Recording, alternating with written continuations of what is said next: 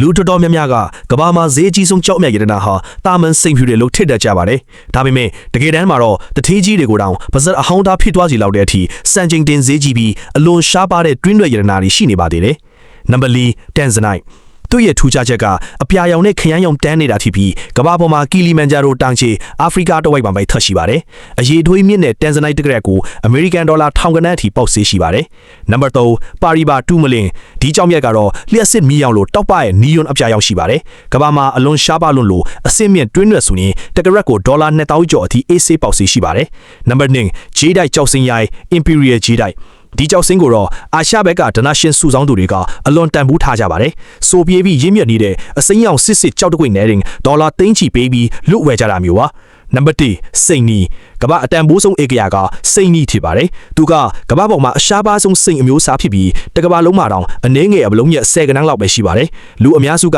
ဒါကိုပြင်ပမှာမြင်ဘူးဖို့တောင်မလွယ်ပါဘူး။သူ့ရဲ့အရန်ရှားပါတဲ့ဂုံသက်တီကြောင့်စိန်နီတကရက်ကိုဒေါ်လာ2သိန်းကျော်အထိဈေးပေါက်ပါတယ်။တာမန်ရတနာဆိုင်တွေမှာဘယ်တော့မှမြင်ရမှာမဟုတ်ဘဲပြတိုက်တွေဒါမှမဟုတ်ဘီလီယံနာတွေရဲ့တီးတန့်ဘီရိုတွေမှာပဲရှိနေတတ်ပါတယ်။တငယ်ချင်းတို့လည်းစိန်နီပိုင်ဆိုင်နိုင်တဲ့တထေးကြီးဖြစ်ပါစေလို့ဆုတောင်းပေးလိုက်ပါတယ်နော်။